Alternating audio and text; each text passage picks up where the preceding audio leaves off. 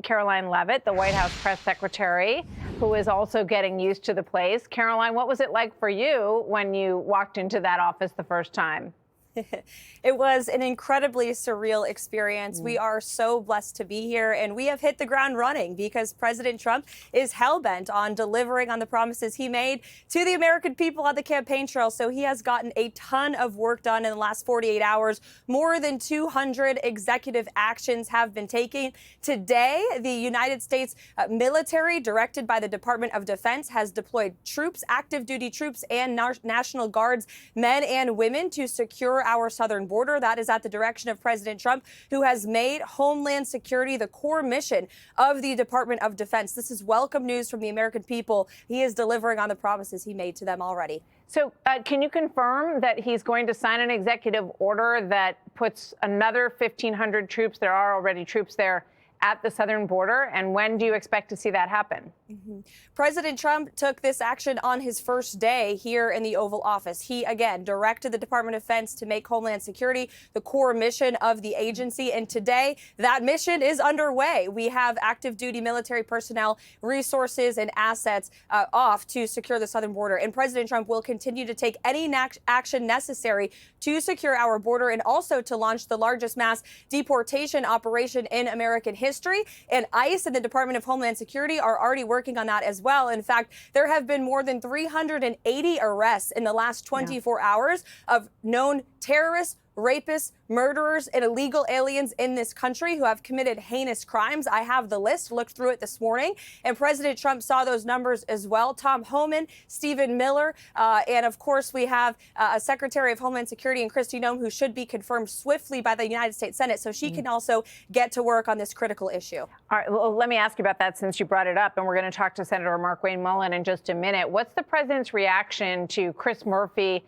and a couple others who seem to be tapping the brakes on his confirmation process for his cabinet?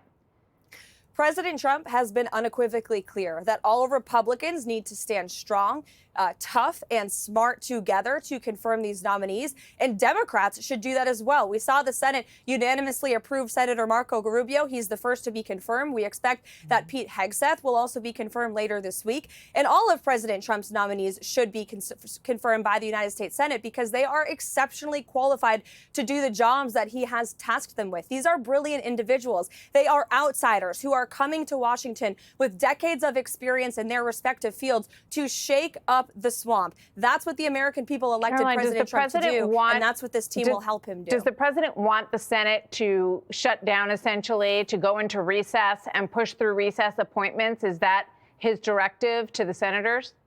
I have not heard him give that directive directly, so I can't speak to that. But I do know that he believes it's imperative that the United States Senate confirms his nominees, particularly those in the national security space. As we know, the threats to our homeland have never been greater. Let me ask you, we just heard the contents again of President Biden's letter to President Trump, a very cordial letter asking God to bless the country and his work as he moves forward as the commander-in-chief.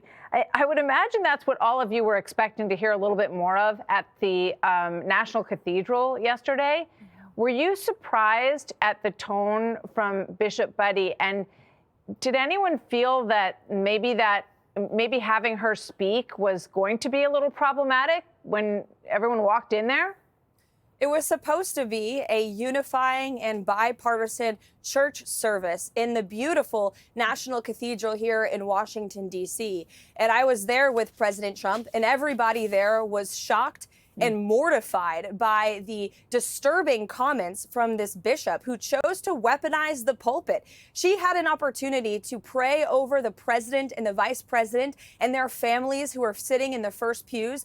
And she spoke about truth, which was very ironic because words later, she spewed lies. She said that President Trump has called illegal or immigrants criminals. That's not true. He calls illegal immigrants criminals because, in fact, they are criminals. By definition, if you break our nation's laws, you are a criminal. She also talked about how LGBTQ people in this country may be disappointed. That's also a lie. In fact, I just saw Scott Bessent in the West Wing of the White House on his way to meet with President Trump, and he is the highest ranking LGBTQ official in in United States history appointed by the president in the Oval Office right now. So the comments by that bishop yesterday were egregious, and she should apologize to President Trump for the lies that she told. It's despicable to see that. I mean, she's all over other channels, sort of taking a victory lap, I guess, on The View. So I don't know if any apology is forthcoming, but it was certainly a very partisan and inappropriate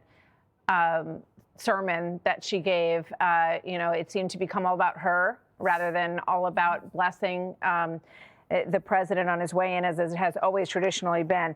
I want to ask you about this because we heard this, massive announcement of Stargate with Larry Ellison and Sam Altman and Massasan, the head of SoftBank, $500 billion investment, which I think people welcome, that everyone wants, I believe, us to be on the cutting edge of AI.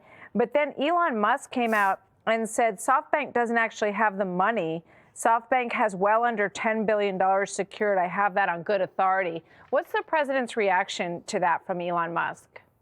Well, President Trump is very excited about this infrastructure announcement in the field of AI, which is obviously growing and something the United States of America needs to capitalize on because our adversaries, such as China, are very advanced in this field. And so that was a big announcement for our country, for our industries here at home, and also for the American people, because this is going to create a minimum of 100,000 jobs here in the United States of America. So the American people should take President Trump and those CEOs' words for it. These investments are coming to our great country, and American jobs are coming along with them. All right. Well, it'll be interesting to watch all of that play out. And Sam Altman, I should point out, went back at Elon Musk and said they absolutely do have the money for this venture. And they have their own bit of back and forth on social media that's been going on for quite some time. I want to ask you about this, Karoline. Just crossed the wires, and we were waiting for a new executive order with regard to the border. It says Trump signs, let me just get it in front of me here. Thompson, Reuters reporting, Trump signs executive order to suspend physical entry of migrants through the southern border. Give us a sense of what that means. And I guess the question that comes to mind first is what happens if someone does physically cross the border? What will happen to that individual under this executive order? President Trump is using every lever of his executive power to secure our nation's borders. This is the #1 promise that he made to the American people on the campaign trail. And with this action today and the many actions that he took on day one in the Oval Office, he is delivering on that promise. And he is sending a very clear message to the rest of the world. If you are even thinking for a single second about illegally entering our country and breaking the laws of the United States of America, you will face consequences for doing so. You will be returned to your home country, and you will be arrested, and you will be prosecuted as well. One of the actions President Trump took on day one is actually empowering the court system to ramp up the prosecutions of illegal criminals who commit crimes here at home. And we are not going to tolerate this in sanctuary cities as well across this country. The only place the United States of America should be a sanctuary for is law-abiding American citizens. That's the new way under this Trump administration. And President Trump will also continue to push Congress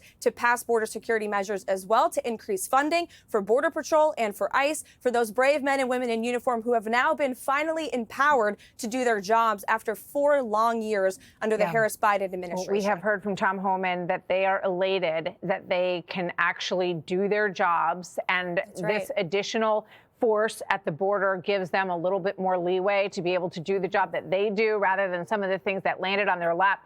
And I think it sends a very strong message to anybody thinking about trying to cross the border, not at a port of entry, but, across the border, as our cameras have picked up for the last several years, Karoline, that you will be, according to the language, repelled, repatriated, and removed. That's right. If you try to cross our southern border. And obviously, the ports of entry are the places to be processed and to apply to come into this country. And we've just watched people come over the sides of the mountains into California and Arizona and all of our states at the border. Karoline, thank you. Hey, Sean Hannity here. Hey, click here to subscribe to Fox News YouTube page and catch our hottest interviews and most compelling analysis. You will not get it anywhere else.